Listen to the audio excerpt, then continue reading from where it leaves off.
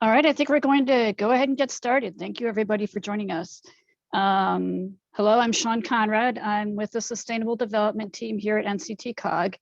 As I mentioned, if you've just joined, we have a poll here for you to respond to if you would be willing to do that.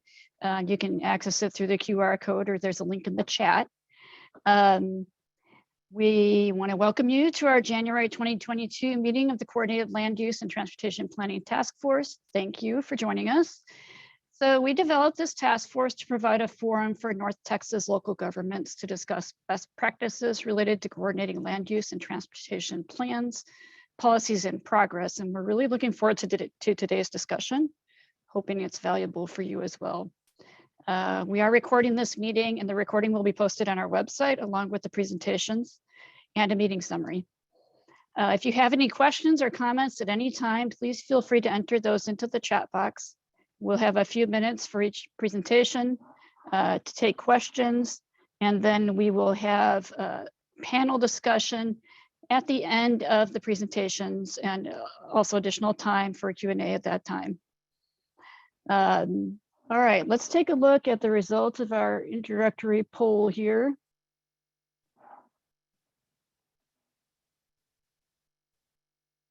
And pull that up. Okay, it looks like we have a lot of folks from city government and one private sector person and a couple of public employees. So thank you, and one other. So thank you for taking that poll. That's interesting to help us understand our audience. Sean? Yes. Good afternoon. This is Luis Tamayo from County Government, and there may be others that, like myself, could not join via the link in the email, but are on the phone. Okay. And could not participate in the poll. Okay, thank you for letting me know. Yeah, so that's good to know that not everybody can access the poll if they are joining us by phone. Thank you for pointing that out. Okay, so today's meeting, I need to, 1 second, I'll switch over to our presentation. Okay.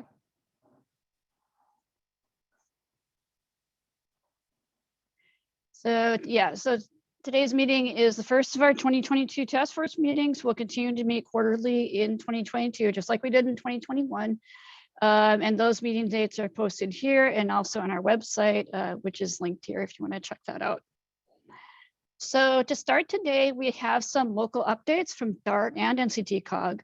And then we'll move into our presentations, touching on our theme today, which is zoning for multiple modes of transportation. We'll have presentations from North Richland Hills, South Bend, Indiana, and Livable Plans and Codes Incorporated. So I think we're going to have a really interesting discussion. And then we'll, of course, wrap up with our panel discussion and some announcements. For the local updates, we will be hearing first from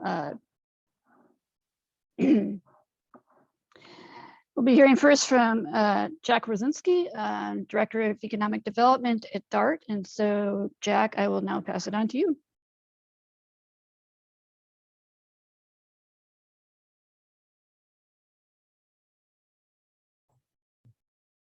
There we go.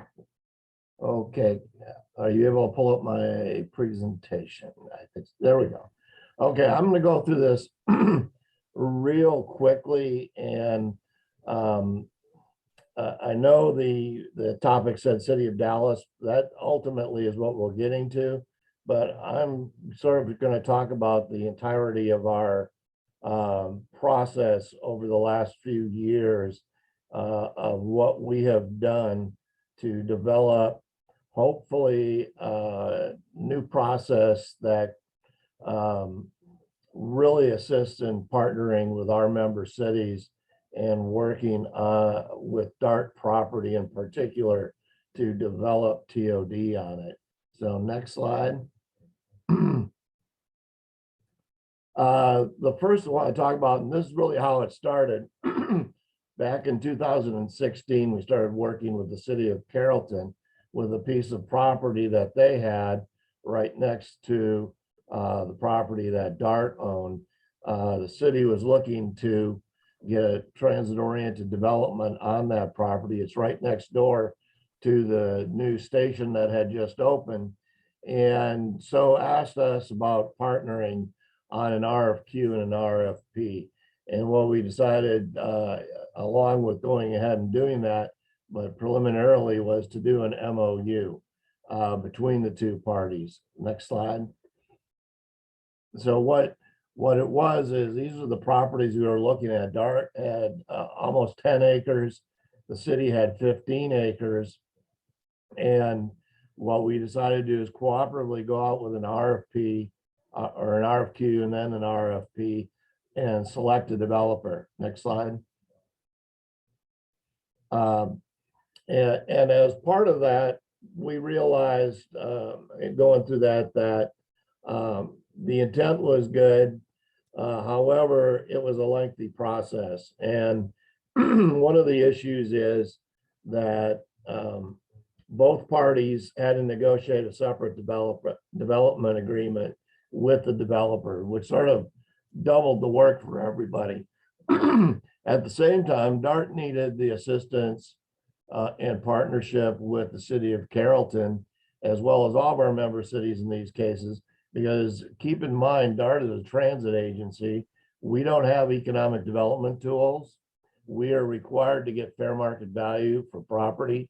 So that means we can't discount it. We can't abate anything on it. And really in the scheme of things, DART's about moving people.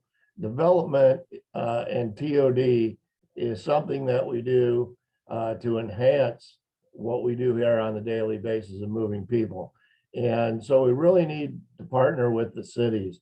So around this time, fortunately, the city of Garland was looking at what we were doing with Carrollton as we were in the process and asked us about joining with them to refresh some of the TOD plans that had been done over the years and needed refreshment. And so what they had asked us is, they liked the idea of an MOU and asked if we could do that, but include a lot of sites with it, and sort of as part of the MOU, look at addressing all those sites and using the tools that were available to the city and partnering with DART. So next slide. As you can see here is one of the dilemmas that DART has. We have got a lot of parking, and a lot of that parking is unused. It's underutilized right now. Keep in mind, when we started the system in the early 1990s, this was all new to the region. What parking requirements were just sort of basically a shot in the dark, taking the regional model and extracting what we thought the parking requirements from that. And in many cases, the cities thought, in order to be safe, we'll take what that parking was derived from the model and maybe adds another 100 or 200 to it. So ultimately, we ended up with a lot of unused parking. And you can see here, this is the case in some of the Garland sites. And we're not just looking at rail stations here, we're also looking at transit centers. And actually, right now, we are actively working with the city on the Lake Ray Hubbard Transit Center, where we have some development interest on that. So next slide. So what we worked on was an MOU with the city of Garland that looked at cooperatively working on bringing both parties to the table to work on ultimately developing an RFP for these properties after we updated the plans. And that MOU was executed last spring in May. So we're moving forward with that now. And as I mentioned, we've got Lake Ray Hubbard.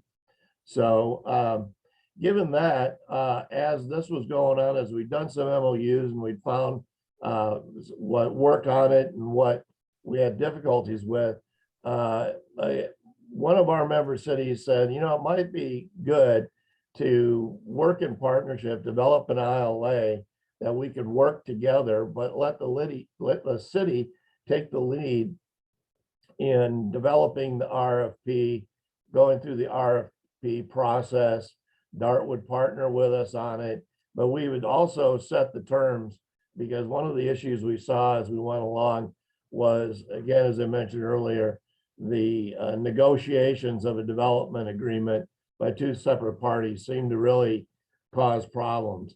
So next slide.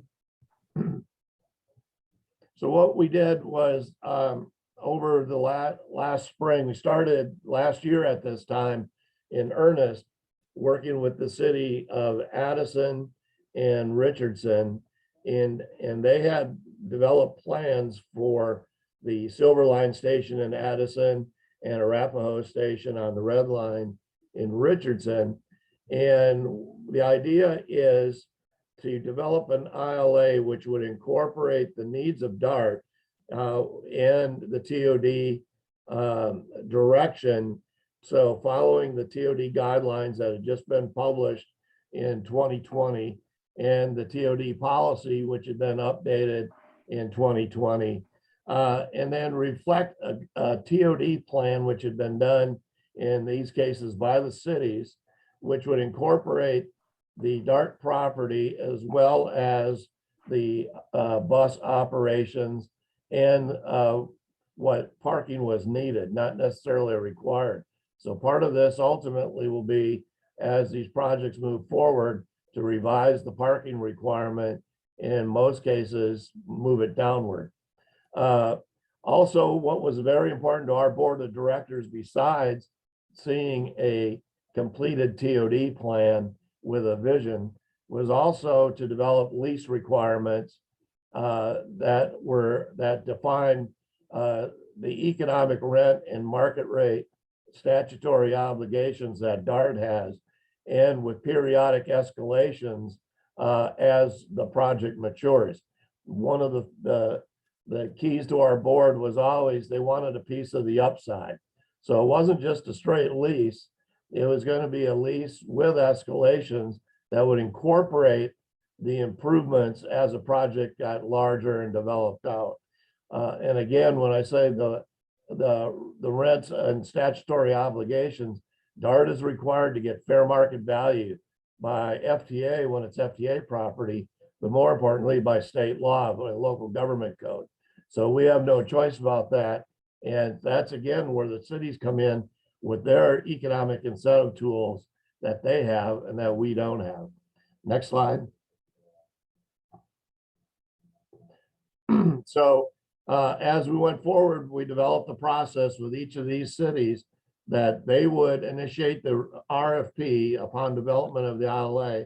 They would initiate the RFP, develop a master development agreement and a sublease with each selected developers. So in effect, DART leases the property directly to the city, who will then, after selection of a developer, sublease that property to the developer, which has all the DART requirements for rent. Each city would have 24 months to complete the RFP and selection process, with a potential for a 12-month extension if it was needed. And then ultimately the DART approved entering into this interlocal agreement with both City of Richardson, Town of Addison, June 22nd of 2021. So this is all fresh. And this is what leads into when I get to the City of Dallas. This sort of set the stages for what was and is to come on how we can move forward in partnership with the cities. So a little background on both of these ILAs and RFPs we went through. Next slide.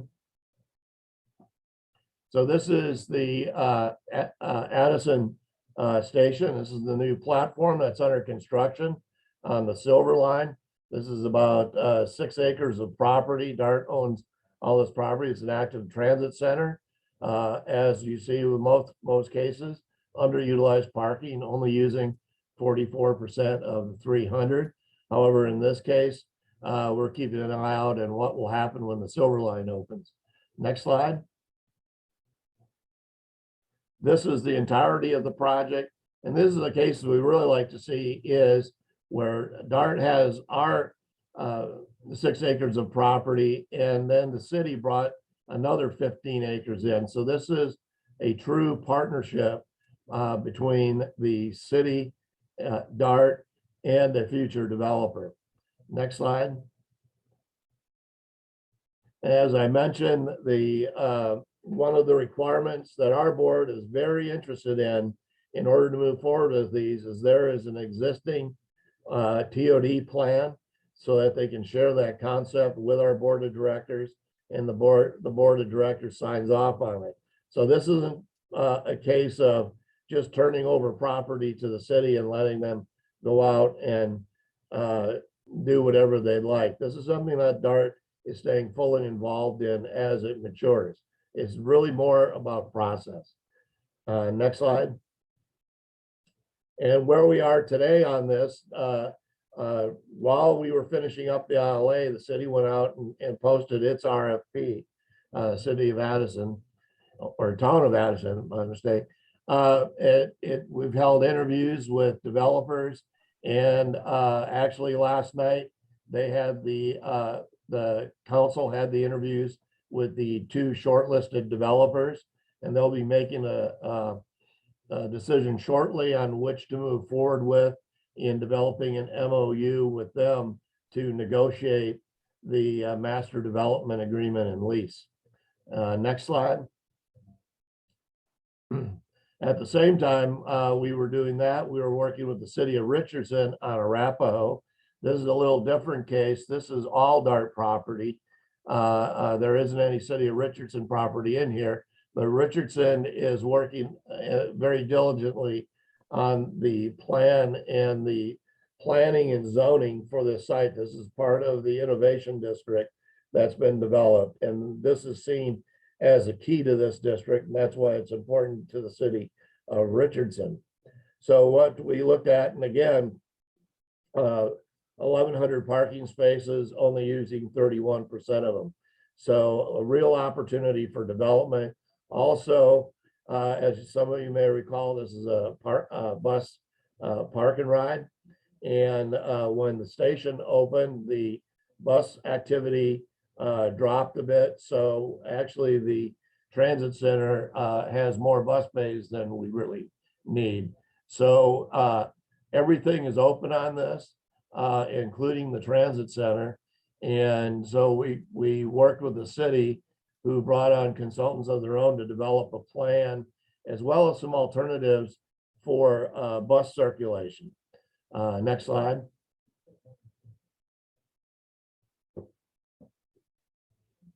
And this is one of the alternatives. They came up with 3 alternatives, and you'll see one is a potential to move the whole bus facility across Greenville Avenue into a narrow area of land between 75 and Greenville. A couple other derivatives are leaving the transit center in the general area that it's in now, or incorporating it into a parking garage.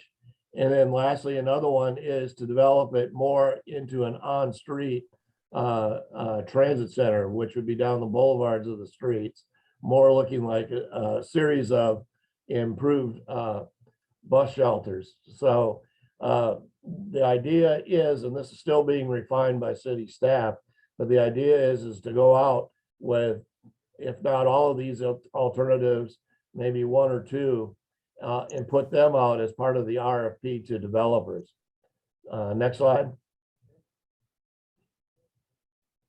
So what the status is on this is that Richardson has retained Cushman Wakefield to assist them with the RFP process. They brought on AECOM as an assistant to them on the engineering side. Actually, AECOM worked with them on coming up with alternatives with the bus facilities. And just backing up a second, when they reviewed the bus facilities, our service planning staff was very involved in that. It was a course of several meetings. So it really is a cooperative partnership in developing these alternatives to move forward with. And so lastly, the goal is to initiate an RFP in the first quarter of this year, in the next few months of 2022. Next slide. So now we get to the city of Dallas. And this, again, as I mentioned, is a derivative of what we went through all the way through with Carrollton, Garland, Richardson, and Addison, where the city wanted to come up with several properties that they could look at for potential for affordable housing and TOD, underutilized properties that DART had. We spent about almost a year with city staff, with planning staff, economic development staff, and housing staff to look at, we have many of you may know, we have an inventory of TOD properties, or what I would call DART properties with TOD potential, that are on our inventory on our website. And we went through those and tried to develop a short list of 6 properties that we think could be what I would call quick wins. And when I talk quick, I mean in years, not in months. Things still, we're all public agencies, and we have a bureaucratic process we all still have to go through for selection. So what we decided on was the 6 properties that I'll show you in a second. Part of this, the issue with this though, was that there haven't been any TOD plans done for any of them recently. So they're basically the land, but with no vision for them or a concept. And knowing that our board wouldn't just go into an ILA on this without having that plan attached to it before we went into an RFP, worked with city staff and particularly with Robin Bentley in economic development to come up with the idea of doing an MOU first. So we'll go out with an MOU, which would capture the RFP process, which again, as I've called this is a hybrid of what we've done so far with the other cities. So first step would be an MOU, go through the process, solicit developer concepts and visions on how they would incorporate the DART facility and the needed parking, and then go forward with that and develop. And once we had up to 6 developers selected, we would then go through that and develop the ILA on that again, develop the lease terms and all of that, and then take that to the board of directors and the city council for approval of a final developer to select and go forward with the development of a transit-oriented development on the project. So far that's going real well. The only holdup we've got is, I think as everybody's seeing, is staff limitations right now. Everybody's stretched in many different directions, particularly with our real estate folks focused on the Silver Line. So we're working through that, but we're trying to get all of our due diligence material to the city of Dallas, and they're working on development of the RFP that will go out hopefully sometime this spring. So last slide then is the 6 properties that we're looking at. Most of them are on the south side. They have the real potential for affordable workforce housing and TOD mixed use development. So it's the Lake June Station, Buckner Station, Westmoreland, and so I can mention we've had developer interest over the years in all of these, and that was one of the factors in selecting these sites.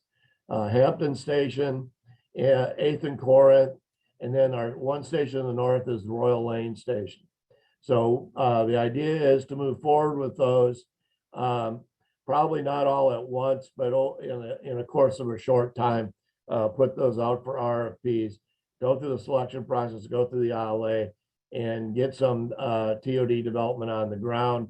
And then as this goes along, we'll probably learn a few lessons and refine that process, and then move forward with additional properties in the future. So with that, that is what I was hoping would be a quick summary of what we've gone through, particularly over the last year, to develop a new way of going about getting TOD properties into the fold and hopefully out into developers' hands as soon as possible. So I'd be glad to answer any questions.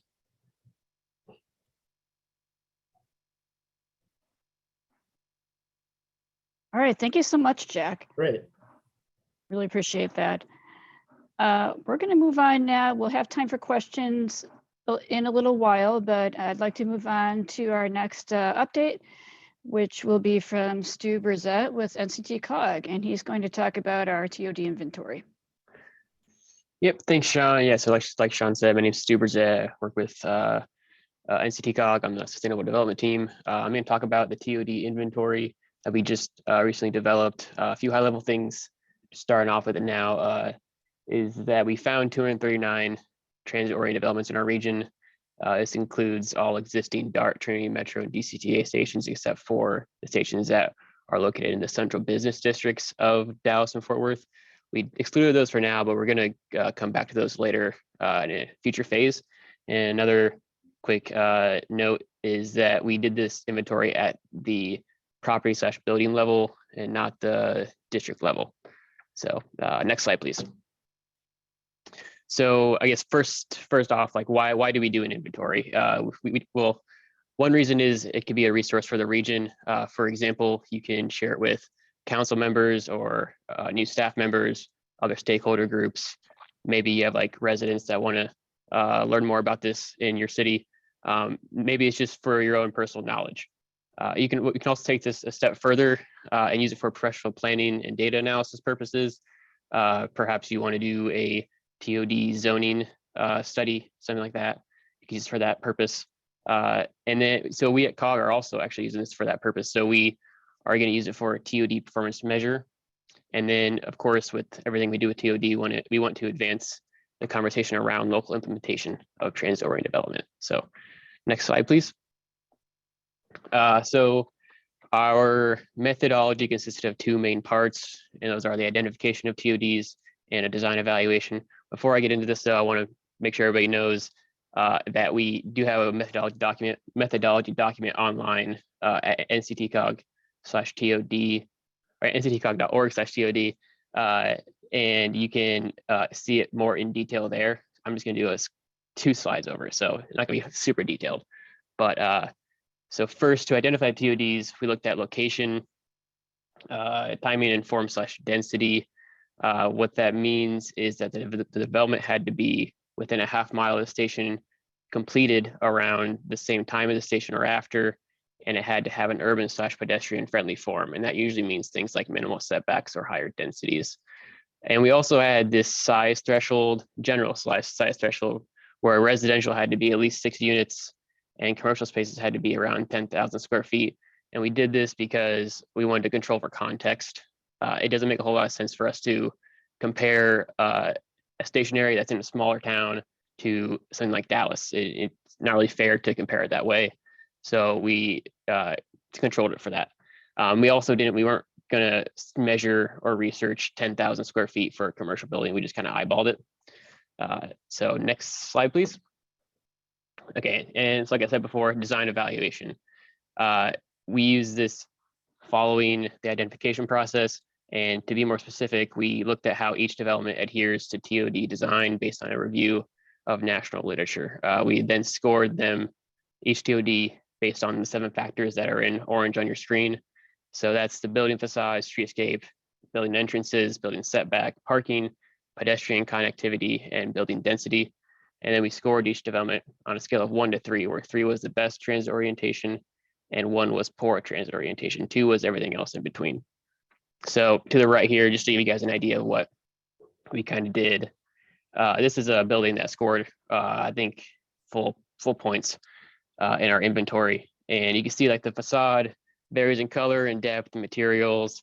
And the streetscape has trees, benches, and trash cans, planters, all that good stuff. The entrances is oriented towards pedestrians and pretty obvious where it's at. And then the building, it's had a small setback, so it's close to the street, and the parking isn't in front of the building either. It's probably in the back or on the side. And the sidewalks are wide, continuous. Density is good with 4 stories of units. So, and if you want to know if you want to know the exact parameters that we use, you can check out our methodology document online. So next slide, please. So if you want, so again, If you want to review the inventory, go to nctcog.org/TOD. It's also, again, where you see the methodology document. Importantly, if you have any comments or questions or anything about the TOD inventory that you want to know, send them to Travis by March 31st. His email is on the screen. And to the right is just a screenshot of our TOD inventory right now. Next slide, please. And then that's, again, 2 more screenshots of our TOD inventory, just to give you guys a glimpse of what you'll be looking at once you get there. Our inventory is just a point layer that is color coded depending on the land use. And you can click all the various features on the map to read the pop-up information. And this, that's the right screenshot. And we also included some demographic data in the station area layer. So if you click that, you'll see some demographics, basically. Those are a little bit old, but we're looking at updating those soon. And then also, if you want to review all the information on like a PDF form, you can do that as well. There's a link on our website to do that. Next slide, please. And yeah, so next steps, send us your comments. We'll respond as needed. As we move forward, please feel free to send us information on any completed TOD projects in your inventory or in your jurisdictions so we can add them to our inventory, because we'll be updating the interactive map along with the regional mobility plan as those update or on an as needed basis going forward. So that's all I have. Thank you. Thank you, Stu. I'm now going to hand it over to Travis Liska here with Sustainable Development to go into our panel discussion and presentations.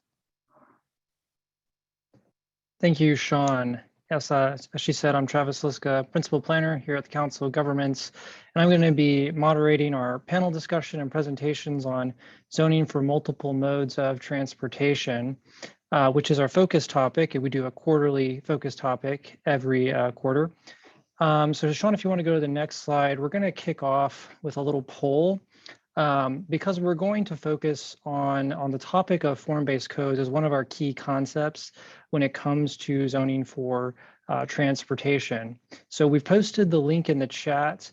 You can also respond on your phone if you'd like. And we just want to know if this is a topic you're really familiar with, or if it's something that you're kind of new to. I know we have people from both transportation, economic, and planning roles on our conversation today, or people may view this afterwards from those different perspectives. So if you'll respond and let us know what perspective you're joining from, that would be helpful. And before we dive into the discussion, I'll just outline how things are going to work today.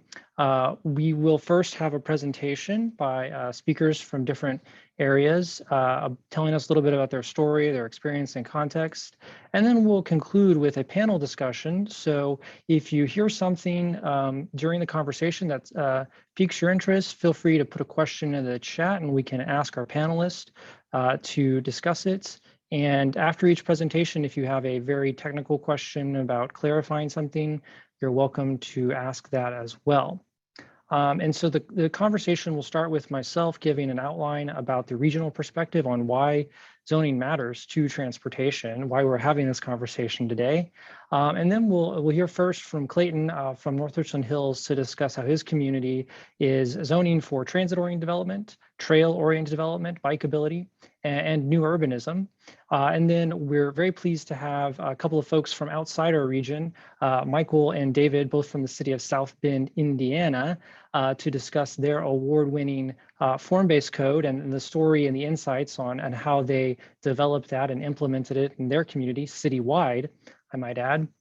And then last but certainly not least, we have Jay from Livable Plans and Codes, who is representing the story from a few different communities in North Texas, and she's bringing her wealth of knowledge on zoning and land use policy in North Texas, and telling the story of corridor revitalization as it pertains to transportation. So we have a really great panel lined up today. And I think now let's, Sean, can we see who's listening and what their perspective is? So, all right, looks like we have folks who are not total strangers to this concept, a couple that it's a tiny bit new. but most of you kind of have an idea of what we're talking about, which is great because we can get into, I think, a really deep conversation. So I'll kick off this conversation now. And as you know, NCTCOG is the Metropolitan Planning Organization, which is a transportation agency by its nature. But zoning really matters for transportation. That's why we're facilitating this conversation today. And it really boils down to design. Design influences people's travel behavior. And where do we get land development design? Largely from our zoning and development codes are one way we can shape those. And so zoning can really influence that travel behavior. And if you think about some of the things that we may regulate in a land development code, for example, the presence of a sidewalk. It's kind of hard to expect people to find walking convenient if they don't have a safe place to walk. And that's something we can set in our development codes. Also, if that entrance to a building is behind 100 parking spaces versus right up on the sidewalk, we're sending a design message about the expectation for people's travel. So that's why we as a transportation agency are here talking about this. Now, also on the next slide, you'll see that we have put this in our long-range transportation plan in various forms over the past several years, actually. One of those items you may or may not be familiar with is our policy bundle. And the policy bundle has several policies related to transportation. One of the policies in that we want cities to adopt are land use policies that, again, we think are helping to support multimodal transportation. So here I have the draft policy for the 2045 update. It has not yet been adopted, so you have a chance to comment on this and share with your stakeholders and your community if you would like. But essentially, this is similar to what we've had in our 2040 plan and the previously adopted 2045 original plan. We're really hoping that our cities will adopt codes that talk about form. We say form-based or similar because you don't have to use that specific expression, but we want to have the concept demonstrated there. We want codes that allow for a little more density than things that are very spread out. And we would like to see mixing of uses. And we think code should address good streetscape standards with at least requiring sidewalks. So that is one way our mobility plan really asked for folks to address this. And we're going to talk about those concepts generally that are outlined below today. So on the next slide, we're going to go through just very, very briefly some of the literature that supports our ideas on design elements that support walkability. And here you can see just a few of the pieces of national literature that make the connection, some of them empirically, between people's travel behavior and good design. So on our next slide, when you think about where do we talk about design, we know as if you're in the transportation planning realm, the street, the right-of-way is where we can build things like complete streets, and that's a public space where we implement the design that supports good transportation. But when we think about pedestrians and bicyclists and other users, they're often operating in the public realm that isn't necessarily the street. It can sometimes be the street if it's a bike lane or whatever. And that is really shaped not just by that street design, but also the private realm, the building form. And that is where our land use codes, zoning codes come into play. So we need to address all of these things together. And on the next slide, you'll see we've just bulleted out several of the items we think create good pedestrian. And by pedestrian, we mean multimodal, because if it's safe for a pedestrian, it's safe for modes up and above that. And you'll see we've highlighted good street design there. And on the next slide, if you take a look at where these fall within the realm of public influence, and Sean, if you'll go back that one more slide, yeah. Many of these fall into the zoning or land development code process. And so we think that creating that multimodal context, a lot of the objectives are in that family of city influence. And so, yeah, on our next slide, as we mentioned earlier when we kicked off this discussion, we think form-based codes encapsulate a lot of the ideas behind good, walkable, bikeable, multimodal, transit-friendly design. Because form-based codes are all about this creating a pedestrian-friendly realm, because they focus on the form and that relationship of the building form to the street, to the public right-of-way. And they're not just focused on the use. So I'm not going to dive into exactly all of what form-based codes are. There's a lot of material out there, and the Form-Based Codes Institute and Smart Code, for example, do a great job of explaining 101 concepts if you want to learn a little bit more about that idea, if you still have questions. And I see a question in the chat. Yes, we will be posting these on our website as well as a recording. So I know we're going to cover a lot of material, and we'll make that available to you. And on the next slide, we want to go through a quick little exercise just to, if you're still new to the form-based code concept or need a little more convincing, a little participatory exercise you can look at. The image on the left and the image on the right, we want to know, and I know if you're on the phone, you're not going to be able to see this, but which you would rather walk on. And so we're posting the poll that you can scan and do with your phone, or you can click the link there. But these are two places in our region. Both are zoned commercial, both are retail.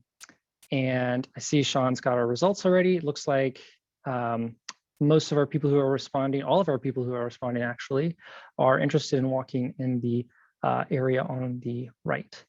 Great, and that's good because if we go to the next slide, Sean.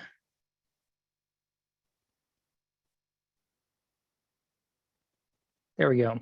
So as you may have guessed, the area on the right is zoned as under a form-based code versus the one on the left is just a standard use-based commercial zoning. And the result is one is more car-oriented, one is more people-oriented. And now you may be thinking, as we go into our next slide, that you have to have a use amenable just to pedestrians, or that auto-oriented uses can't be developed in a way that helps walkability. But let's take the case of a couple of 7-Elevens here in the region. The one on the right has a form-based code overlay that pulled the actual retail building of the 7-Eleven up to the corner, and you required this supportive walking streetscape versus the one on the left just use a use-based and kind of neglected that relationship of the building to the street, even though in both cases the use for the automobile is still present. So just some thought about the applicability of these codes. And our region, if we go on to the next slide, is no stranger to form-based code. So I know many of you on the call and who will participate in this task force represent communities where form-based codes have been implemented either in small neighborhoods or in large neighborhoods throughout the region. So we have got a lot of experience here from North Texas, and that's why I've invited a couple of folks locally to discuss their perspective, as well as folks outside our region to help get that conversation going. So I know I've gone through that quickly, and like I said, we will be sharing these slides on our websites, and we will have all the content from our presenters on the website as well. But what we're going to do is have our, as I said before, have our presenters tell their story about their community, their experience, what's going on, and then we'll have a panel discussion. So feel free to put questions in the chat that you might want the panel to discuss. And to get our panel started, I will ask Clayton from Northwestern Hills to tell us about his work there. Thanks, Travis, and thank you everybody for letting me make this presentation this afternoon. My name is Clayton Comstock. I'm the planning director for the city of Northwestern Hills, oversee planning and zoning activities and building inspections and permitting. And our story in Northwestern Hills is a fascinating one when you think about the history of the region in North Texas and the fact that we are even in this discussion about transit-oriented development, since we are a suburb. So kind of talk a little bit about that during the presentation. So I'm going to be focusing on three areas. We have a couple of other urban villages in Northwestern Hills, but mainly these three: Hometown, Smithfield Station, and Nine Horse Station. And I also want to clarify too that what you see on the top of the screen there, the 5 different modes of transportation, that is kind of our definition of multimodal. So pedestrian, bicycle, having that connectivity to the airport, train, and automobile. There are other modes of transportation out there that other communities, I'm sure, include in their definition of multimodal, but those are our types of modes of transportation in North Richland Hills. So the next slide, for those of you that aren't familiar with where North Richland Hills is, I know there's most of you on the call are from the DFW area, but we are a suburb of Fort Worth, just in northeast Fort Worth and northeast Tarrant County. We're centrally located between DFW Airport and Fort Worth, downtown Fort Worth, which is important for that rail line connection. And you can also see that our adjacency to the Alliance corridor as well. The next slide, we kind of focus on those two stations and the location of those. We were blessed in 2019 with the opening of the two rail stations in North Richland Hills, one being the Iron Horse Station on the far west side, close to Interstate Loop 820, and then one that is really centrally located within our community itself, the Smithfield Station. And that's that last station right in the middle of the gray area where North Richland Hills is, just north of North. And you can also see that we are the last station, if you're heading northbound to the airport, we're the last station until you hit Grapevine. So there's a long stretch there where Smithfield is actually one of the highest utilized stations on the TexRail line. On the next slide, we talk about multimodal and our importance in the region, the North Texas region for North Richland Hills. This is the regional VeloWeb. And Travis, forgive me if I'm not using the update, the 2022 update exhibit on the bottom right, but this is intended to really demonstrate that North Richland Hills is part of that little bit of green area on that bottom right exhibit. We actually have 30 miles of trail system in North Richland Hills. Much of it is part of the VeloWeb, so we connect to Grapevine. There's future plans to connect further to the south as well. But the important thing is that orange line that you can see on the exhibit to the left is the Cotton Belt Trail, and that runs along the TexRail line. So when you talk about connecting different modes of transportation, the Cotton Belt relationship to the TexRail line is imperative in North Richland Hills. We're able to connect neighborhoods, sidewalk systems, and other trail systems to the Cotton Belt line and get people to the train station, the transit centers. So very important conversation in NRH with the regional VeloWeb. So in the next series of slides, just kind of explaining that we're no stranger to form-based codes in North Richland Hills. Hometown is a traditional neighborhood development that we started in about 1999, 2000, and has grown to be one of the great places in Texas for its different forms. And the important thing is when we talk about in hometown, the relationship of the pedestrian to the property, to the public realm and the private realm, it's really those wider sidewalks. It's the first time that Northeast Tarrant County suburb really codified that large width sidewalk requirement. And Sean, you can go ahead and kind of flip through these pictures. There's about 7 or so pictures. So just kind of demonstrating those wider sidewalks, the street trees between the sidewalk and the street, the wider parkways, to give the pedestrian a safer feel along the roadway. Kids walking to school and parents feel comfortable sending their kids to school if you've got these large trees in between the street and the sidewalk, and you have that larger buffer than if there were no trees there. Stu and Travis also mentioned some of the fundamentals of form-based codes and new urbanism being the shallow setbacks of the properties as well. This is an important picture here because it demonstrates too how we are no stranger either to integrating on the previous slide. Sorry, Sean. We're no stranger to integrating trails into our developments as well. And trail-oriented development is something that we embrace in North Richland Hills, as I mentioned, the Cotton Belt Trail and some of what we're doing in the TOD districts. But we have these areas of town, especially in hometown, where you walk right out of your porch and you walk onto the major trail system. Important thing also is breaking up blocks for pedestrians. You have your maximum block length for a suburban street network, but you also have your maximum block length for the sidewalk system. So this is an example. Right behind that fountain is a pedestrian paseo connecting streets. So it breaks up that pedestrian block. Not any kind of vehicular connection, but more pedestrian connection. And it connects those public open spaces as well. And then just one more kind of closing picture here before we move on to the, so like I said, NRH is no stranger to form-based codes. We have experience, and we learned from that experience in hometown and applied them to a lot of the TOD standards in NRH. So just a little bit of the history of multimodal, planning for multimodal and codifying multimodal in North Richland Hills. You know, Jack was mentioning the 1990s when DART first started making its regional plan and starting acquiring different properties, different rights of way. And then they purchased the railroad right of way in North Richland Hills. And then hometown, as I mentioned, we learned from that experience. And we didn't see any mention of transit stations in North Richland Hills until our 2001 comprehensive plan, where it simply said we need to plan for the future when this commuter rail line comes in. And then 2007, our 2007 comp plan actually recommended mixed use urban developments centered around the transit station. So the first idea of TODs came in 2007 for NRH.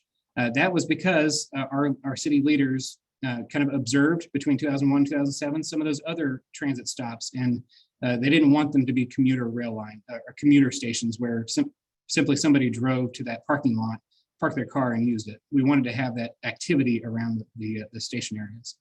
So in 2009, the TOD district was created. We had some consultant assistance from Gateway Planning in creating the TOD zoning district, and both areas were zoned shortly thereafter. And then, as I mentioned, 2019, TexRail was its inaugural year. And we also had the follow-up to that 2007 idea of multimodal transportation planning with the Vision 2030 Transportation Plan, which was recognized by Texas APA for its planning efforts as well. So we start talking about bicycle planning, we start talking about sidewalk planning, things like that. And then 2020 hit and everything changed. So on the next slide, just want to show you the Smithfield TOD regulating plan. Each of those street networks have its own design for the street. So the streetscaping is different for each of those street types. And that is a requirement. It's a code, a codified requirement for developments as they're coming in to provide that streetscaping along those roadways.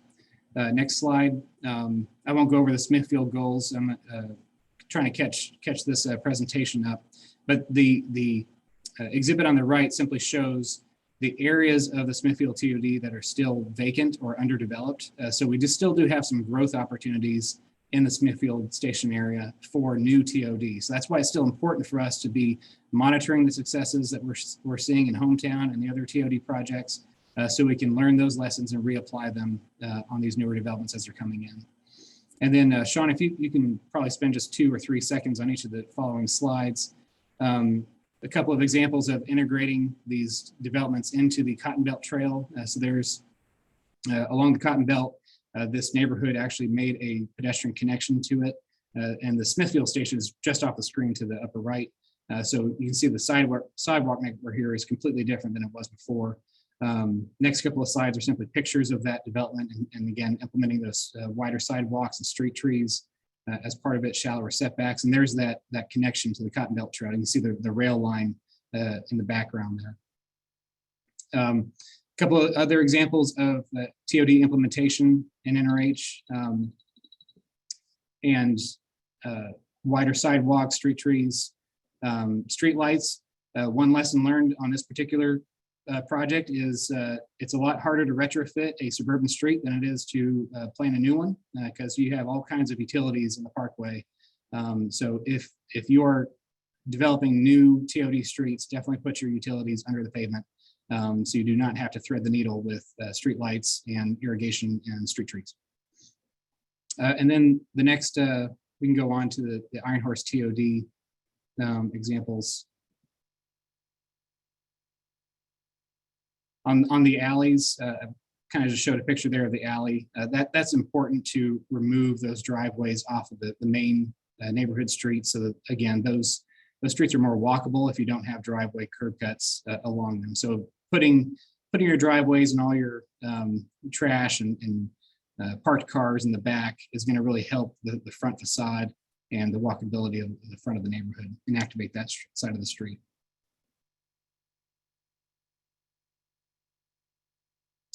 And then the Iron Horse TOD, we've actually had more activity in the Iron Horse TOD than we have in the Smithfield area because it is more of an undeveloped area, more vacant land over there. Next slide shows, similar to the Smithfield TOD area, the area in purple is area that's left over for redevelopment or any kind of development, it's the vacant land. And actually all that space underneath the words Iron Horse, you can remove all of that. I didn't update this exhibit. So there's very little land left in the Iron Horse TOD for any kind of new development. Moving on, kind of just breezing through these next couple of pictures, demonstrating kind of where we're at in development in the Iron Horse TOD. A lot of single family residential north of Browning Drive.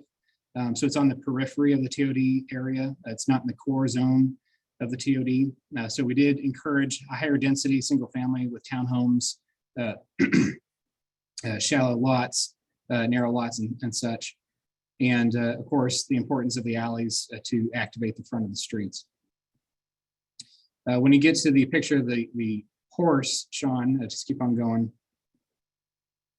So this is another example of connecting that development to the Cotton Belt Trail. The Cotton Belt Trail and the rail line is just off the screen in the background. So it has that connection to the Cotton Belt. And you can walk from here eventually, not yet, to the Iron Horse Station. And the next slide simply shows another one of those paseos. Not as pretty as the one in Hometown, but definitely the same in functionality.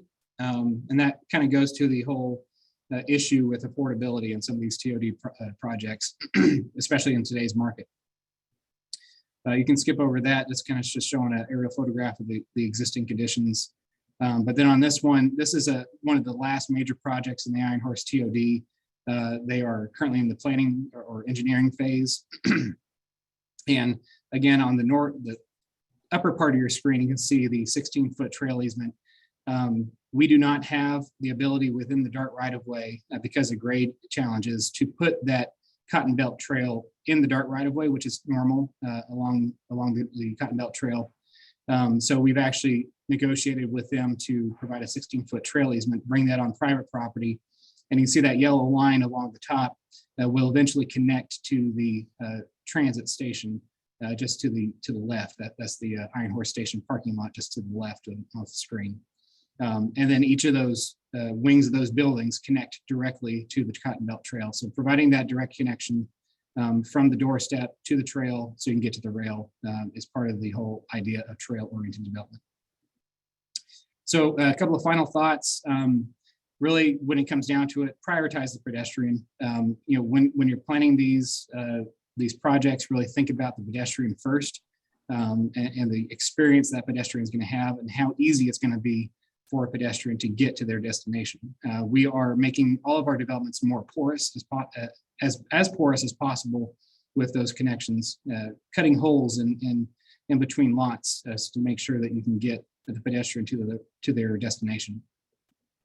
Establishes maximum pedestrian blocks in the subdivision code, which is important. Treat trails and sidewalks like a thoroughfare plan. That people don't think of trails and sidewalks like that. You usually have the minimum. Your sidewalk has to be a minimum 4 foot wide. Well, as you get closer and closer to destinations like schools and parks or transit areas, they really do become more of a collector or arterial type of system. So those widths are going to change. So think about trails and sidewalks more like a thoroughfare plan. Travis, establish a good relationship with your MPO because they have the larger picture in mind with the entire region.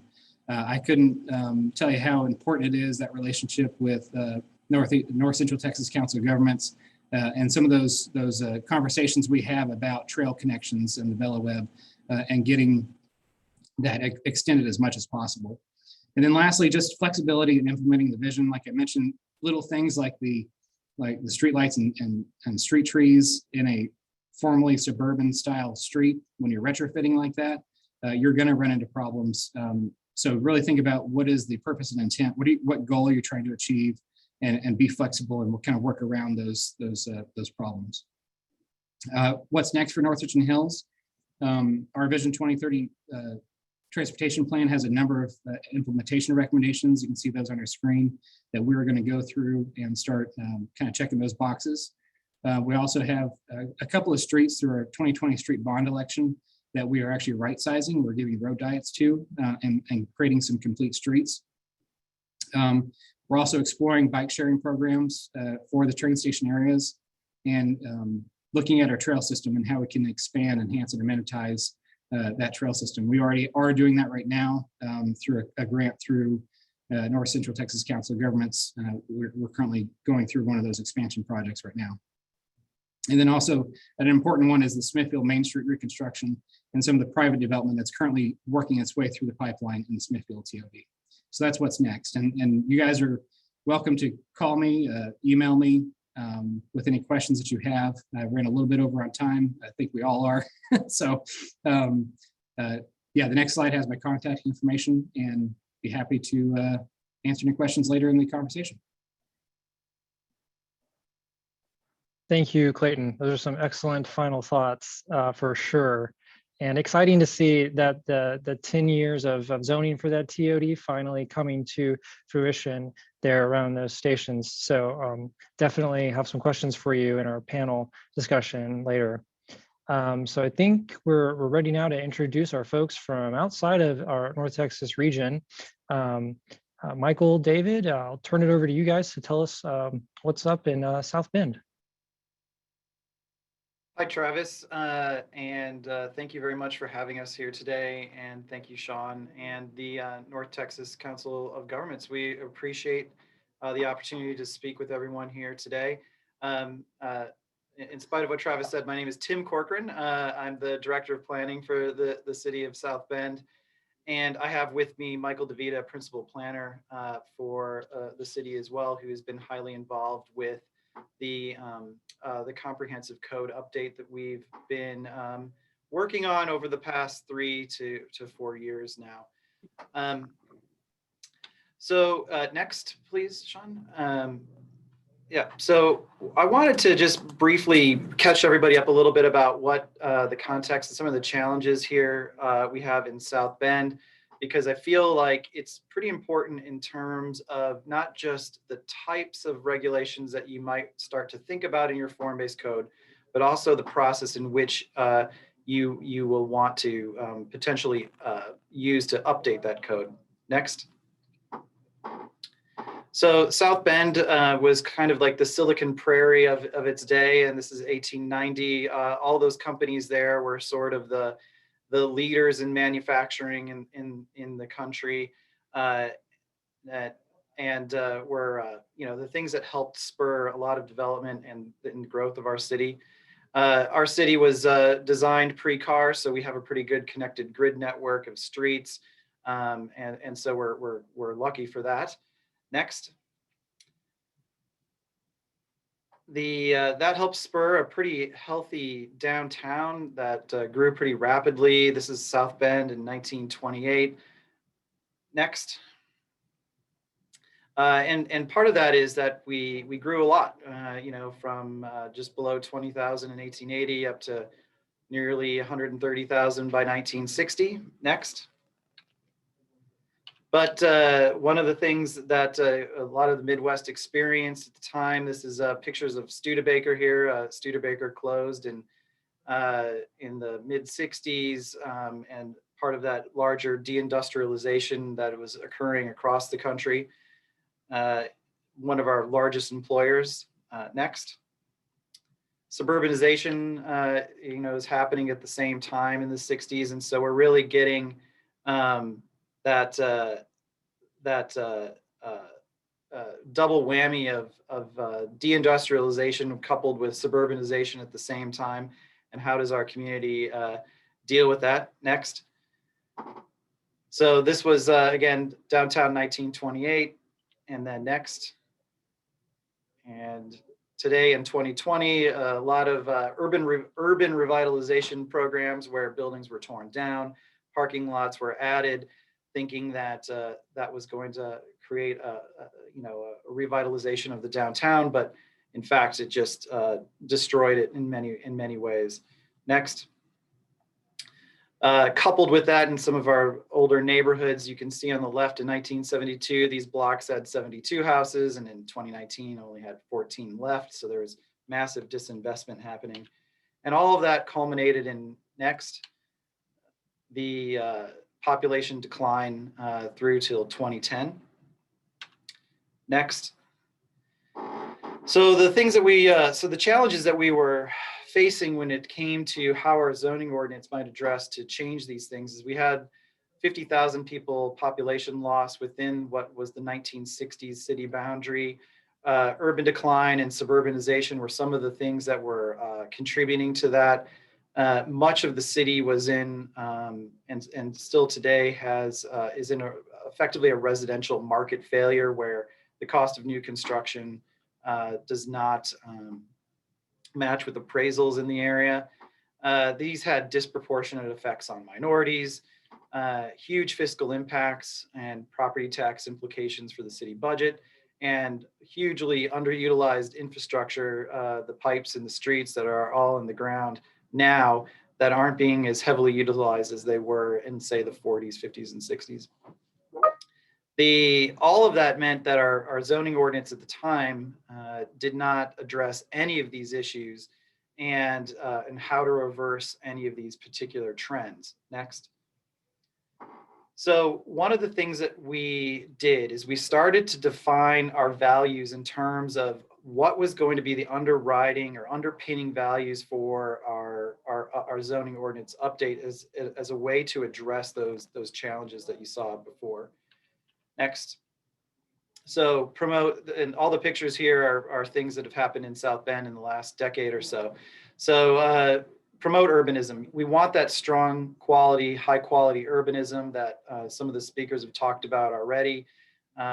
Mixed use development, great streetscapes, and looking at ways that we can revitalize downtown and other areas through a combination of upgrading the streetscape in the public realm and coupling that with high quality private investment fronting it. Next. We want to encourage housing choice. In those neighborhoods where we saw lots of disinvestment, houses being torn down, and looking at ways that, what are creative ways that we can start to infill these? And these are some smaller, not quite tiny homes, but smaller homes in an area that hasn't seen a new house built since possibly the 40s. Next. Healing our neighborhoods with infill. So this is a big deal. We need to really start to look at how do we infill these neighborhoods and what are the mechanisms in terms of both the code in terms of form, but also in terms of density, the ability to do, coupled with the ability to encourage more housing choice types, and how those things can work together to help us address some of those market issues in order to finance and get new houses built in our neighborhoods. Next. When it comes to outward growth, we tend not to do it. We don't particularly annex much. We have a transect-based approach. So when we do it, we have updated our subdivision ordinance to promote connective street grids, maximum block lengths. Mike will get into some of these details as well, but we want to couple our code with a strong annexation policy and sewer and water utility extensions, and making sure that those things are beneficial to the city's bottom line, but also be responsible with taxpayer dollars and be able to create great places that are viable through into the future. Next. One of the ways we do that is we have to ensure fiscal sustainability. This is a value per acre model developed by a company out of Asheville, North Carolina called Urban 3. And what this really is doing is showing how the different land use types are, how they perform fiscally. And you can kind of see where downtown and one of our other developments called Eddy Street Commons is in the purple. It really comes off the map because it is the highest per acre value out there. And so we use this in many ways to illustrate how do we continue to build that value back into our downtown and into the neighborhoods around it, and helps us make those decisions about what types of building types and why mixed use is important, why density is important, why all those housing choices are important, etc. Next. What's really important is that we want to make regulations that are specific to South Bend. There's one of our colleagues in Kalamazoo, Michigan, said the word zoning by Xerox, and copying other towns. Now, there's a certain amount of borrowing great ideas from other cities, and I think you should definitely look into the form-based code organization that Travis mentioned earlier. Where there's a lot of great codes to get inspiration from, but know that you have to really tune your code to your community. And for us, it was really about making sure that that we allowed development to happen in a way that was sympathetic to the way South Bend grew. So next. So crafting the process, and this is probably one of the things that we think was an innovation perhaps for the way we were able to do a complete zoning reform in South Bend. Next. Is first we did an internal audit. This was a line-by-line code review where we really asked ourselves why for every line in the zoning ordinance. We looked at frequent variance requests and we looked at ways to reduce and eliminate them as much as possible. This was all about cutting red tape and making and streamlining the development process. There was a lot of known issues, loopholes, ambiguous language, and such that caused confusion. Get rid of all of that, and it wasn't achieving great outcomes. And these poor outcomes were not part of, or not achieving the values that we just talked about and how we wanted our city to grow. Next. We also did an external audit. We stress tested the code using consultants from the Incremental Development Alliance. So how does the code achieve or hinder the development that reflects our values? That's the question there. We involved our code consultant, urban designer, who is an urban designer and architect, our zoning administrator, strategic planning, public works. We even had Common Council representation there as a way to start to involve them in the process, given that they were the ones who were going to have to vote on this at the end of the day. And we wanted to make sure we brought them along on this journey. Next. So testing the code is vitally important. We drew everything, and in this shot, not only do we have a consultant, we have a council person, we have some planning staff from different agencies, and we sat down and we drew out every district and we showed, like, how is this going to work? Does this achieve our values? We have and keep testing over and over and over again. So drawing that out is very important. Next. The next bit is what we call quick fixing the code.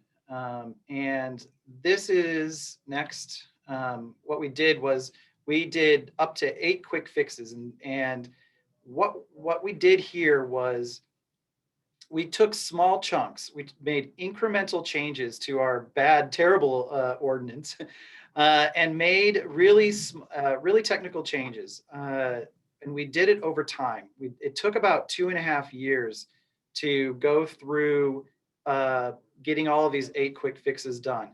What this did was it allowed us to, allowed for testing to see how these quick fixes were working over time. It reduced the risk where if the politics behind the full code implementation were to kind of sour on us, that at least we would have made some good positive changes. It built trust with our decision makers, which is really, really important, is bringing them along the journey. So each of these quick fixes had meaningful engagement, but it did take time. So it's really important to do this because you never know when something might happen that could blow the whole process up. So let's not allow for that failure to happen and bite these things off in small chunks. Next. We were all doing this behind the scenes. We did a document design and we were doing legal review, but we didn't necessarily know from the beginning what the new code was going to look like. And the lesson here is that you have to continue to sort of move forward in this process, even if the end result isn't exactly known. Next. When the new code was finally done, it took 3 years to complete. We had over 50 formal public meetings and multiple informal council updates, stakeholder meetings, and there were 18 votes that went together with with each, with all these quick fixes plus the final implementation of the code. Next. And what this meant is we went from the Euclidean type of zoning on the left to a form-based code on the right. This is just an example that Mike will get into a little bit more, but this is part of the a code that we we're fortunate enough to win the form-based code, the Driehaus Award for. But it really transformed the way people interact with the code, how usable and legible and readable it was. And we were able to cut about half of the content out of our previous ordinance and really hone it into what we needed for South Bend. So I'm going to pass it over to Mike here next for the next part. Mike? Hey, good afternoon. Go next. So I just want to run through some of the accomplishments of what we're able to achieve through this effort. So for housing choice, accessory dwelling units, for instance, were allowed as of right on every single property in the city. Next.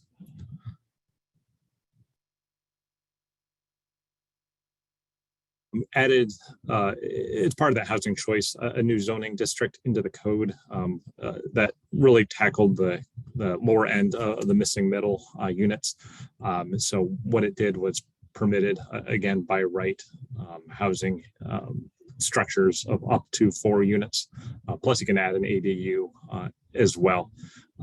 So this district really reflected kind of the traditional pattern of South Bend's development and re-legalized it. You see again, kind of an easy to use graphic-based format here that our code used. Next. We reduced and eliminated setbacks in urban areas, certainly adds to the pleasantness of the street environment, but also since have a legacy of smaller lots, it again made development on those lots legal without having to receive a raft of variances. Next. Together with that, we reduced and eventually eliminated all minimum off-street parking requirements citywide. So that was key in the revitalization of areas like you see on the screen. This is a building that was redone along a corridor in a traditional neighborhood business district in a heavily Latino area of the city. That would have actually required for their banquet hall use a couple hundred parking spots, and they're able to do it and operate successfully with no off-street parking. Next.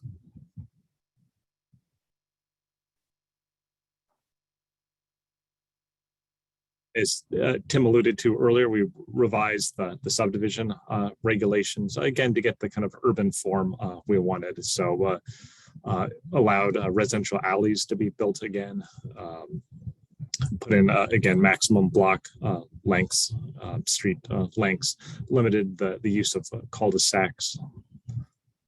Next.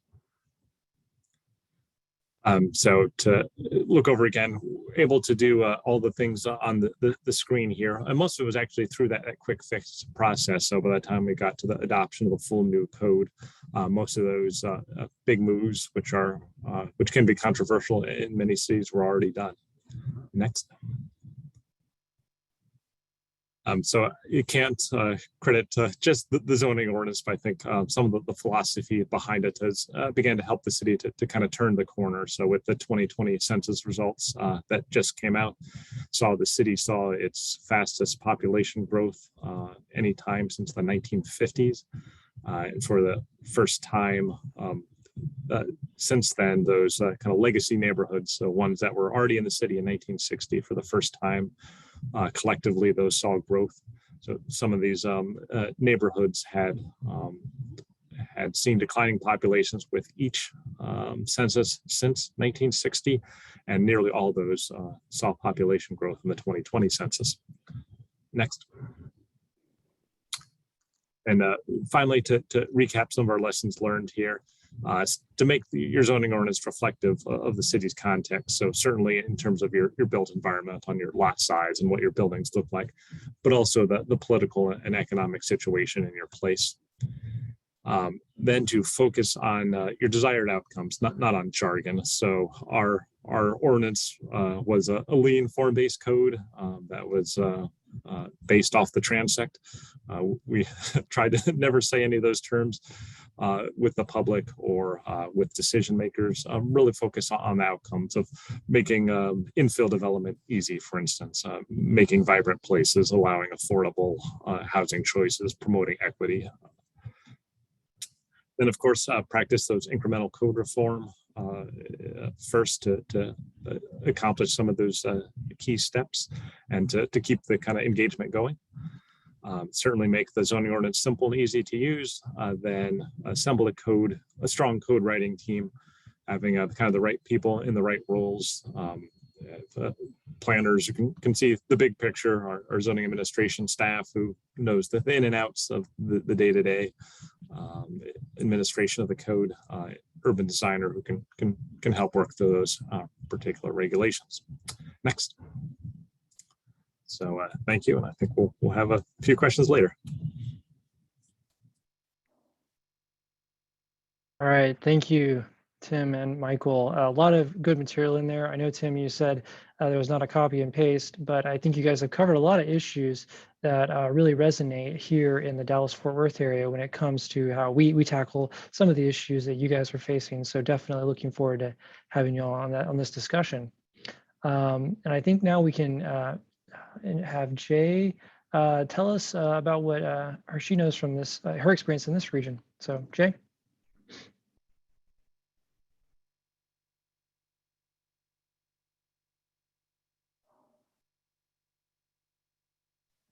Jay, you're muted. Sorry. I do apologize. It's a rookie mistake. After 2 years of Zoom, you'd think that we'd know better. Again, my name is Jay Narayana. Thank you all for inviting me. I've been working in the Metroplex as a planner for the last 20 years, worked on several walkable mixed-use projects, greenfield and infill. I'd like to really, next slide, please, talk more about commercial corridors, because I think this is an emerging concern that some of the cities have been pioneering, and they've been kind of thinking about it for the last 20 years, but we're seeing this as becoming a bigger issue in the future for looking at revitalizing commercial corridors, looking at what are the challenges, what can cities do? I mean, who actually triggers the redevelopment? Is it the private market? Is it a transit agency? Is it city government? And then how can we set up proactive plans for making sure that you have future market opportunities for redevelopment? Next slide. So some of the challenges, and there are hundreds and hundreds of miles of these kind of corridors, which are 5-lane arterials. A lot of times they're they're DOT roadways, they're state roadways. They're really focused exclusively on cars, very poor pedestrian conditions. A lot of the development, this is the heyday of the cars in the 60s and the 70s. These were all developed during that time, and they've aged. So a lot of the commercial development is obsolete as new commercial development keeps going further and further out. And it's really having impacts on adjoining neighborhoods, which are fairly good, intact neighborhoods in a lot of cities, but now they're looking at declines because of the quality of the corridors that are declining. Next slide.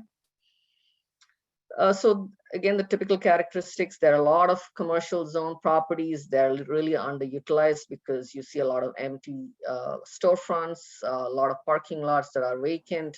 Of course, we are overbuilt for commercial, we're overzoned for commercial. You have high vacancy rates, low rents. So it really makes it difficult from a redevelopment context. And this happens in a lot of different communities across the US, whether it's not just Texas, but in other communities that we've worked in also. Next slide. One of the things we wanted to look at is, how can we change this dynamic of having this oversupply of expensive to redevelop land? So if you think about it, as Clayton mentioned, a lot of the infrastructure is already in. So when you start looking at changing some of that, especially in a redevelopment context on this fractured ownership, you don't have one property owner who owns a whole block. You end up with multiple property owners, and trying to create a redevelopment context that stretches over multiple property owners makes it very challenging. It's expensive. The city doesn't have the capacity to go buy everyone out. Once the developers get in there, then values go up, and you kind of experience this speculative land values going up.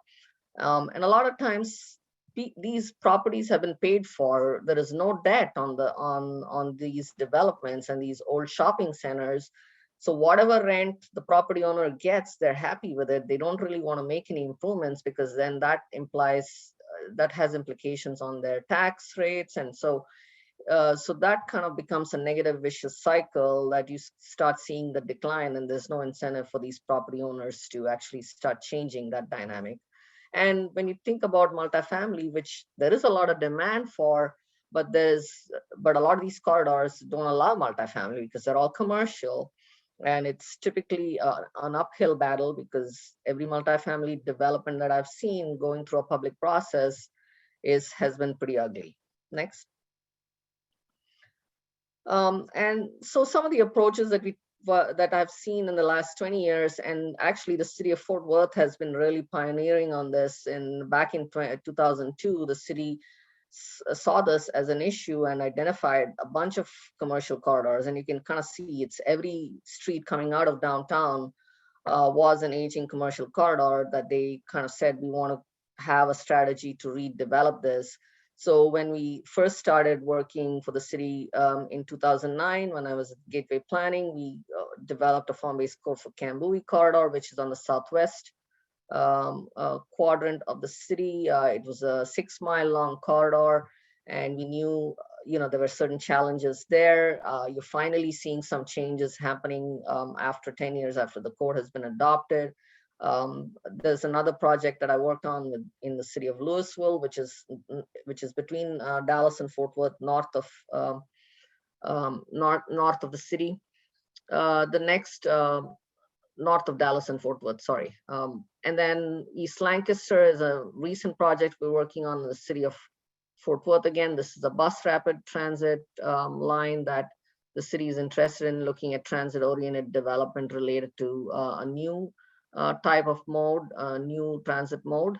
We're working in Florida for a major urban arterial, looking at redeveloping and creating a form-based code for the corridor revitalization. And then we're also looking at another corridor in Fort Worth area, which is State Highway 199, coming out of the northwest corner. Next slide. So actually, we've already talked about this, so I want to kind of move on. Next slide. So there are 3 case studies, and I won't go into a lot of the details, and they have some similarities and there are some differences. They're all, the similarities, they're all redevelopment contexts. One, and the key differences, one is an interstate highway, which is a slightly different dynamic, and 2 of them are state arterial roadways, which are in the city. So next slide. So we'll first look at the city of Louisville's attempt at revitalizing their I-35 corridor. Next slide. Again, this is about 9 miles within the city of Louisville, and you can see this is north of Dallas on I-35 going towards Denton, and it's on the lake. Next slide. So the city had identified I-35 as a major commercial corridor in the city because that's their lifeblood. That's where most of their retail development is, and it was, with constant issues with the highway itself. There's declining commercial, and they were looking at what do we do. TxDOT was looking at redoing the corridor itself. There have been a lot of improvements on the corridor. Next slide. So the city really wanted to look at maybe allowing more intense uses, allowing the market to evolve the uses, having better tax-based capture. So the state is investing millions of dollars in the corridor. There's transit along parallel to the corridor. what can we do in terms of placemaking and making it more competitive and allowing some of these underutilized properties and locations to be redeveloped. I think one was the mall, Vista Ridge Mall, which grew dark, which became a gray field site at this time also. Next. Again, very similar to all the other corridors we worked on is auto-oriented development. These are highly visible sites because you have 40, 50,000 vehicles on some of these corridors and actually more on I-35. Obsolete buildings and sites, visual clutter, there's no transition because as the highway expanded, the commercial kind of lost its parking in the front and they kind of got pushed into the neighborhoods that are right up against them. Next. So you can kind of see the overall corridor was looked at in a couple of different contexts. One was looking at some core districts and then looking at the transition areas. You think about a 10-mile long corridor through the city, all of it is not going to be walkable, mixed use, high density. It's trying to identify some key nodes, especially at key interchanges where you could actually make sure there was a convergence of factors that would create a higher quality and higher redevelopment opportunities where you'd get more walkable mixed use. Next. So again, the core was higher intensity walkable mixed use, especially focusing the redevelopment on the side streets because we know that the highway, it's not going to be walkable. Next. The transitions areas were those areas in between the nodes, and we knew this was where you're setting the stage for future redevelopment. We wanted to make sure that in the interim, there was modest rehab of older sites. It's not realistic to expect everyone to redevelop at the same time. We knew some property owners would most likely stay, so it maybe is more aesthetic improvements and really trying to align some of their economic development policies to help property owners with streetscaping and facade improvements and really tying those together. Next. So what we ended up doing with the overlay code, this was the city wanted to do an overlay because they didn't have they didn't really want to deal with the whole city initiated rezoning. So they created an overlay, but it's in a redevelopment context, it's really important to identify some key elements of the public realm, especially the street grid and the frontages, and trying to identify the continuity for that as redevelopment happens is important because you're not starting with a clean slate. You have multiple property ownership. So when one person redevelops, they need to know how their plan is going to fit into a greater whole. So the whole is greater than the sum of its parts. And the idea was to create a framework, at least, next slide, that could help different property owners kind of connect to this overall vision for redevelopment. So we want to make sure that new streets and blocks and pedestrian streets are identified on the front end. So when somebody came in for redevelopment, they knew how their project fits in. Next. So we just did a test case scenario. And again, this is really important. I think Tim alluded to it, that really testing the code to make sure that the key elements that you are putting in the code really makes sense and you don't put anything more than necessary. Next.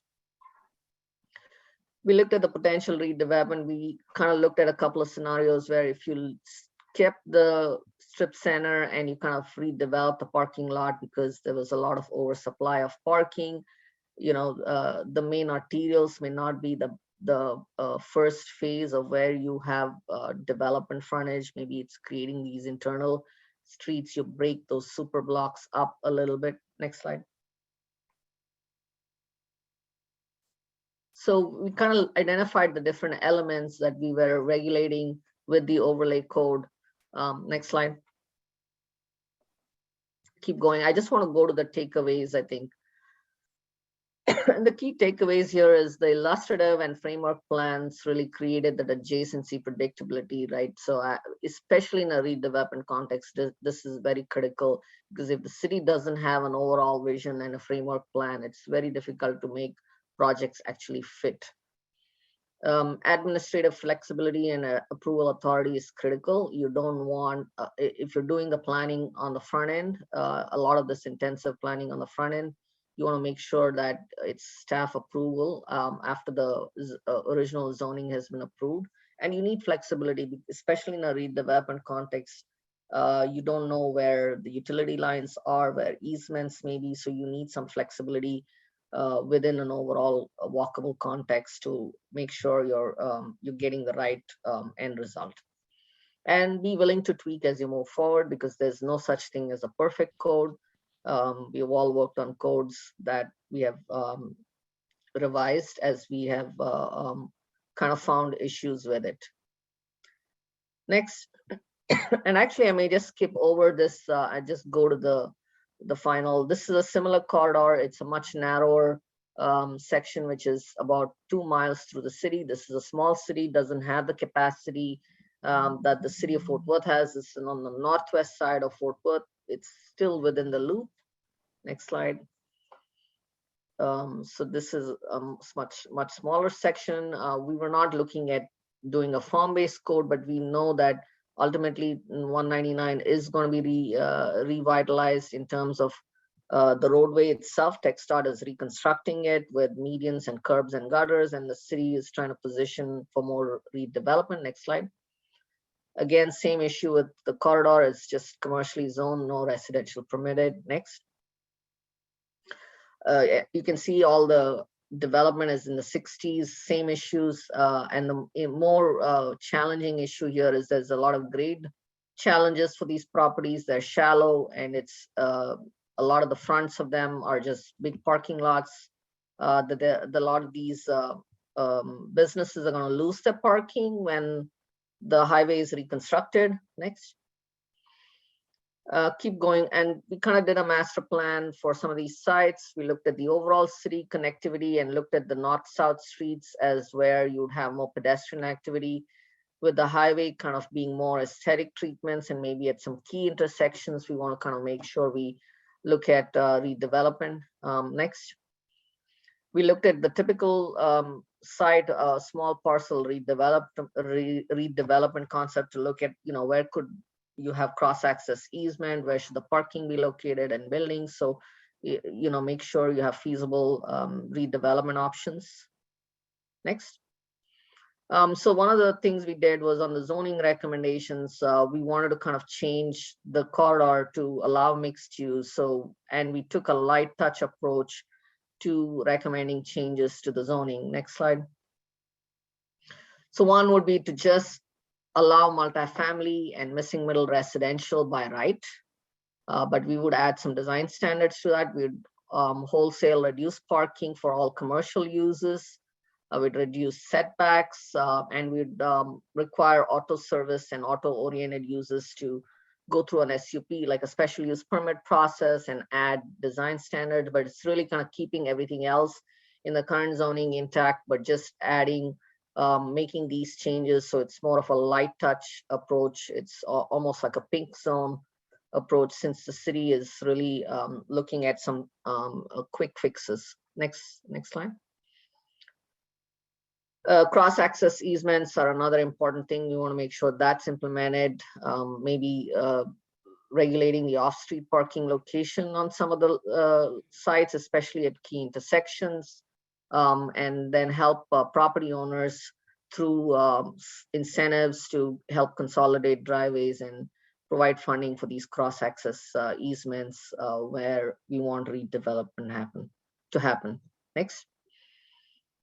Keep going. Actually, let's just go to the takeaways from, So again, the key takeaways here was really focusing on the lean code approach, because it is a city that is small. The capacity that they have in terms of redevelopment is not a whole lot. So plan for corridor within the citywide frameworks. We looked at, okay, 199 is going to happen at at whenever TechStart is ready, and that's every time they keep saying it's 5 years out. So I mean, and we've been hearing it for the last 5 years. So we want phased, modest redevelopment and implementation, so the city can actually catch up.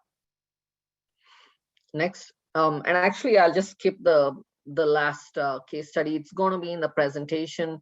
This is a project we are currently working on with the city of Fort Worth, Trinity Metro, Kimley Horn, and SOM, who is our urban design partner on this. And we are making some recommendations on the city of Fort Worth's mixed use codes, especially for these transit corridors. Next slide.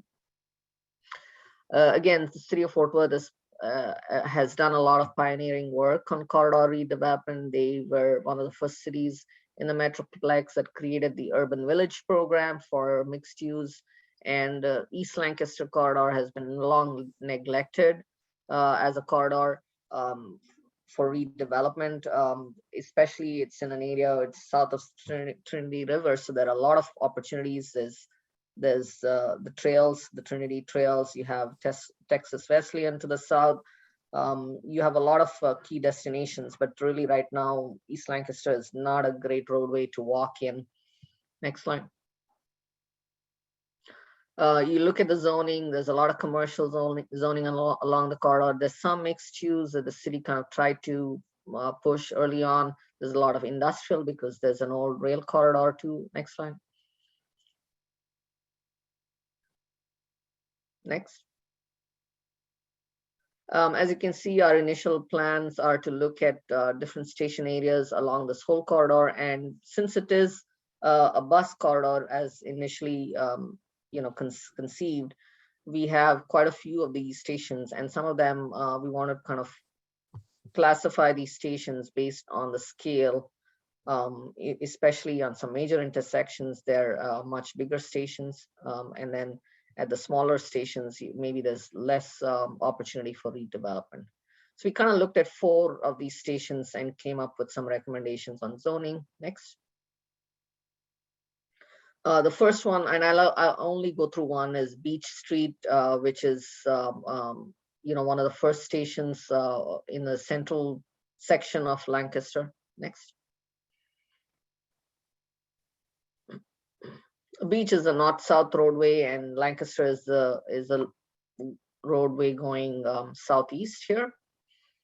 You can see there's a rail line here, so there's a lot of industrial old legacy uses, as you can see. And then I think there's a great separation here on Beach Street at Lancaster. So the challenge is, how do you kind of create a transit station here, a future transit station here with, I think TechStart is looking at redoing that intersection too, so that helps. Next.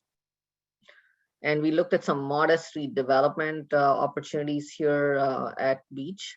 Next.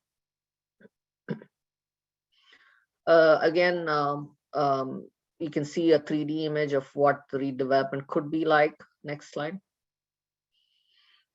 And once we looked at the existing zoning, this is the existing zoning, which is a lot of it is commercial on the corridor, and then you have industrial in the back, and then these actual commercial corridor backs up to the residential neighborhoods within half a block. So a lot of our analysis had to go down to the lot and block level to kind of make recommendations on what zoning changes need to happen here. Next. Again, I don't want to go into a whole lot of detail. If folks who understand the city of Fort Worth zoning categories will know some of these notations, MR, MU1, and MU2. So the idea is to use their existing zoning districts and make some modifications to that to actually implement the vision for the station area. Next. Next, I'll just go to the end of this because I have one more station that I didn't really want to. Yeah, I'll just skip over this. So the key takeaways are trying to use or tweak existing zoning tools. It's easier to do than adopting a whole new code or a whole new form-based code for the city of Fort Worth. City has quite a few zoning tools already available. And especially given the scale of the city, you want to kind of make sure that the tool that you recommend makes sense for implementation. And we had to kind of go down to the lot and block level. Just go back one more, please. And then the last one is the city initiated rezoning is really going to be important, especially in a redevelopment context. It's really important that you do that on the front end, so it reduces the cost of redevelopment. Next. Again, important, one of the most important lessons, I think this applies to all the projects, is important to have a plan and a vision. Next slide. And understand the market. And I know I've seen a lot of codes using minimum heights and mandatory mixed use requirements. I would really caution you all in terms of trying to use it very carefully, very judiciously. I would kind of highly recommend against that, and using other tools in a toolbox to make sure the intent of those are implemented, but having doctrinaire minimum height requirements and mandatory mixed use requirements, it's a little bit hard to implement. Next. And again, the whole point of this discussion has been to make sure the cities understand administrative modifications and administrative adjustments where staff can review and revise some of the standards is really critical. Things like build to zones and building frontage requirements need to be adjusted slightly. You don't want an applicant to go through a big process to do that. So that's really critical to have some staff flexibility. And I think that was my last point. I think the next slide. Okay. Oh, this goes back to a point that Travis made early on, is that you can't solve everything through zoning. Getting the public realm right is really key, and the public realm plus a private realm equals to urbanism, the cities that we experience. So it's really important to think about both. I think that was my last slide. Sorry. All right, thank you, Jay, for going over those examples. We definitely have a region with many, many miles of these corridors that are 6 lanes or larger. And would you say some of those lessons that you learned in these communities that are redeveloping would apply in terms of form and design to the communities sort of on our edge that are new greenfield development on those corridors? In terms of greenfield, I think it's a lot easier, but the challenge is working with one individual property owner, and maybe there are tools like a planned development district, like a PD, that are available to cities where they can actually structure the standards in a more tailored fashion. So we have worked with cities in greenfield situations to create more of a transect-based kind of mixed-use district that can be calibrated through a PD process. Okay, that does sound significant.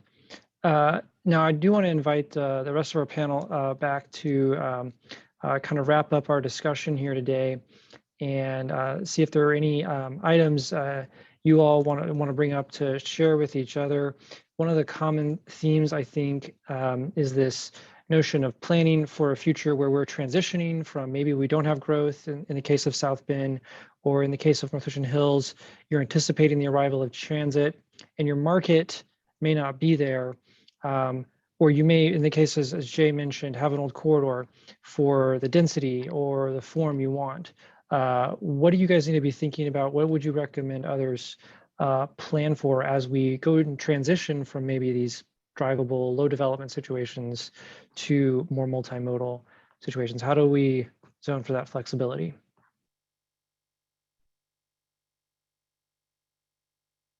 Is that an open question, Travis? That is an open, yes, Tim, if you want to jump on that, that'd be great. Thanks. might let somebody from Texas answer that one. Yeah, so in North Richland Hills, regarding kind of the market flexibility, we've learned that lesson the hard way. You know, like Jay mentioned, our TOD code was originally crafted to have a very strict requirement for mixed use. There's a high proportion of commercial required in a lot of our subzones in the TOD. And we've kind of learned, I mean, we all know how retail has changed. We've all heard the story. We all know the excuse.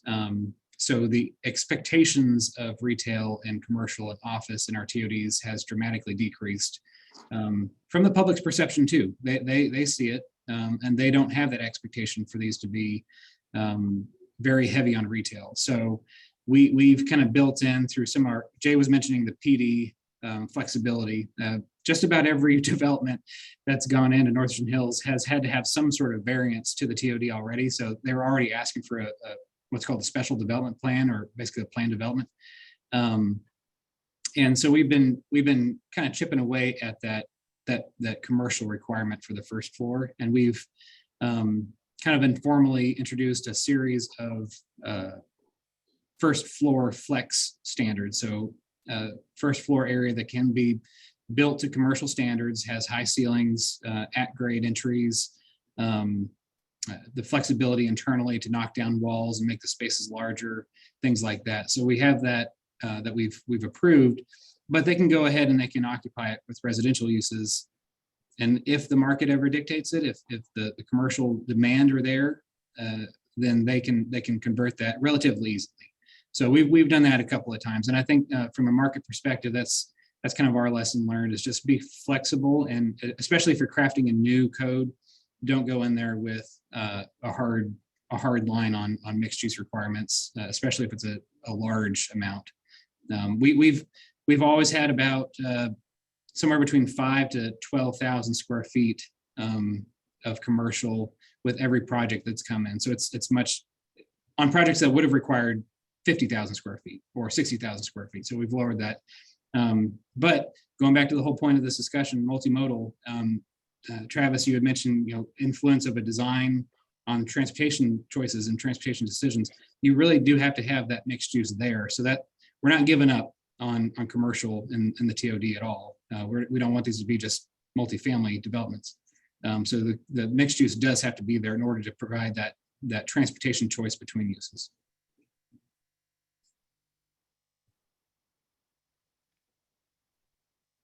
Thanks, Clayton. Yeah, I know that's interesting to hear that experience around those station areas and the variances in the mixed use perspective. That's very helpful. I just want to toss it over to the South Bend folks on the accessory dwelling units. We have a lot of single family zoning in this region that may not be changing anytime soon, but we do want to create a little more multimodalism. How did you guys do that? Was it just accessory dwelling units, or did you eliminate minimum dwelling unit sizes? Talk to us a little bit more about that, because I think that's really relevant to DFW as well. Sure, and maybe this is a two-parter. Mike can talk about some of the minimums, but in terms of getting the accessory dwelling units through, one great resource for everybody is AARP. They have done a whole series of articles and other things that help communities and your decision makers understand why accessory dwelling units are a positive thing for your community, and it's not something that's going to somehow destroy single family zoning or whatever the naysayers might say about it. So if AARP thinks it's a good idea, surely your local government can think it's a good idea too. But it really, for us, also tied back to the housing choice question. It also tied back to how can we help build in those financial incentives into our code to help revitalize some of those legacy neighborhoods that have, like our city has almost tons of alleyways. So we have the ability to have those accessory dwelling units accessed from the rear. So our city's set up for these things, and you won't even know that they're there most of the time. So it really was a housing choice coupled with helping to promote that financial feasibility for properties that tend to be sort of underwater, if you will, from a market perspective. And so allowing somebody to sort of monetize their property to help with a redevelopment opportunity or help pay for their mortgage or whatever the case may be. And we're starting to see a lot of those be integrated into new housing developments, as well as some that are happening even in historic districts, which we thought might be controversial, but our first ADU in a historic district passed the Historic Preservation Commission, I think, on Monday. So, so far, so good. And Mike, do you want to talk about the other? Yeah. To mention, yeah, we're lean heavily into the kind of affordability and financial feasibility and housing choice elements. On the technical side, the city does not have any minimum housing unit size. So as long as you meet building code, you can build it. As part of the reform efforts, also the minimum lot sizes were reduced to essentially not be binding. It really just is a check from someone doing something crazy, but found it promotes, while the city still may be largely single family in form, then the lots become smaller. So some are urban neighborhoods that are more popular. You might see 2 lots getting replatted to 3 lots, and single family homes being built on each. And maybe we've seen with those also being built with an ADU as part of the new construction. So giving that degree of flexibility and able to develop more intensely to add to the density of the neighborhood, even if it's still kind of a single family detached home by form. Cool. Well, thank you guys for explaining that, and Michael for confirming that.